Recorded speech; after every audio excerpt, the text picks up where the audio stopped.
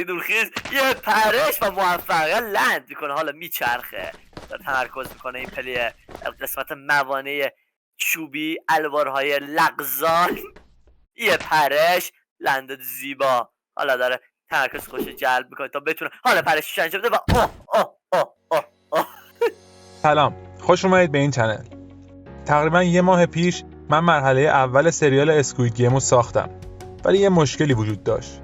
بازی به شدت خطی بود و اگه یه نفر دستشو میذاشت رو دبلیو و صاف راه میرفت میتونست بازی رو تمام کنه.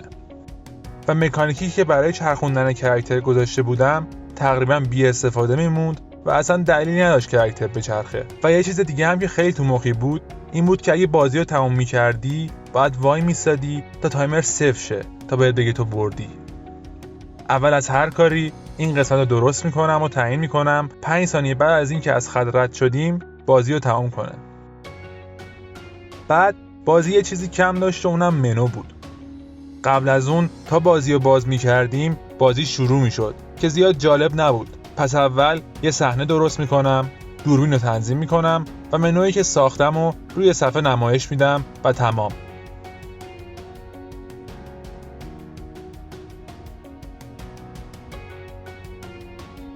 حالا برای اینکه یه کاری کنم بازیکن مجبور بشه بیشتر از موس استفاده کنه و کاراکترشو بچرخونه، یا باید توی مپ مانع بذارم یا اینکه مپ رو مارپیچ درست کنم. بعد به ذهنم رسید که یه قسمت پلتفرم رو تو مخی به بازی اضافه کنم و برای دوستان بفرستم که وقتی بازی میکنن از لحاظ روانی آسیب ببینن.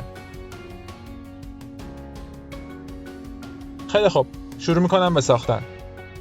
من میخوام که مپم تم اسکوید گیمو داشته باشه و یه سری پلتفرم داشته باشه که حرکت میکنن و بازیکن بتونه روشون بپره و یه سری آبجکت تو بازی باشن که وقتی بازیکن همشو گرفت و از خط پایان رد شد بتونه بازی رو تمام کنه. پس برای همین مدل سه‌بعدی علامتایی که بازیکن‌ها توی مرحله دوم سریال مثل چتر و ستاره انتخاب میکردن و توی بلندر میسازم تا بعداً ازشون استفاده کنم. بعد یه مدل بهتر برای تابلوی دیجیتال میسازم و به بازی اضافه میکنم.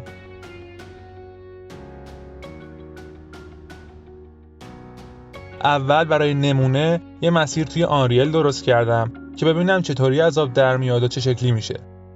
ولی چون اصلا دقیق در نمی اومد اومدم توی بلندر کل مسیر رو دقیق ساختم و به عنوان یه آبجکت کامل به بازی اضافه کردم که این کار خیلی اشتباهی بود. کالیژنا به شدت بد و عجیب غریب در اومده بودن و خودم باید دونه دونه کلشو می ساختم که خب واقعا خیلی وقت می گرفت. حالا کالیژنا چی هن؟ کالیژنا قسمت هایی هن که مشخص میکنن ما کجا باشون برخورد داشته باشیم یا روشون راه بریم و اگه نباشن توی در دیوار فرو میریم. پس دیدم بهترین کار اینه که شکل‌های پرتکرار رو همراه با کالیژنش بسازم، بعد با کپی پیست بقیه مسیر رو کامل کنم.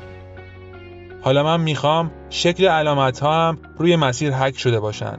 پس حامد تکسچرایی که میخواستم و روی یه سطح چوبی برام آماده کرد. بعد من خیلی اتفاقی توی متریال ادیتور تونستم علامت‌ها رو تبدیل کنم به چراغ چشمک زن.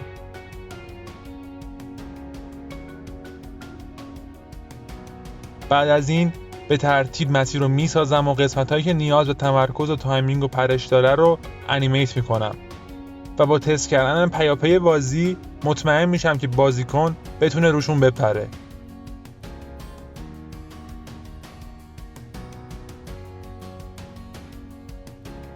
حالا یه مشکل به وجود اومد. من میخواستم از علامت‌ها اینطوری استفاده کنم که اگه کل اونا رو گرفتیم و از خط رد شدیم برنده بشیم، ولی اگه بازیکن تا اون آخر میرفت و یهو میافتاد باید از اول بازی شروع میکرد و خیلی سخت میشد. من میخوام بازی اعصاب خورد کن باشه ولی نه دیگه انقدر. بعد به نظرم رسید که بهتره از علامت‌ها به عنوان چک پوینت استفاده کنم که اگه بازیکن مرد از یه قسمت نزدیک اسپان شه. پس علامت‌ها رو یکم نورانی کردم و گفتم بچرخه و بالا پایین بره که جالب تر بشه و وقتی رسیدیم بهش یه صدای جیرینگی بده و اون نقطه رو برامون سیو کنه. بعد دیدم بهتره که نور بازیم ببرم سمت غروب که چراغا واضح‌تر دیده بشن.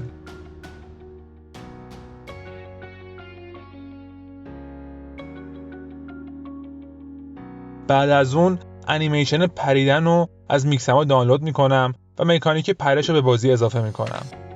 حالا باید تعیین کنم که اگه بازیکن افتاد روی زمین تلپی صدا بده و بمیره.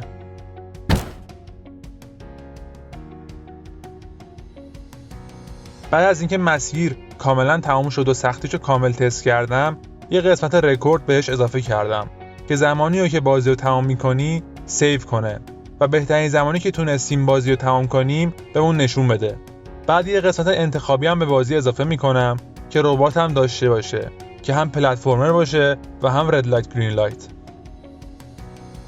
وقتی ربات رو به بازی اضافه کردم دیدم چون مپ بعضی جاها میپیچه و کاراکتر ما روشو برمیگردونه، ما دیگه ربات رو نمیبینیم و نمیفهمیم که ربات کی برگشته و ما اجازه داریم حرکت کنیم.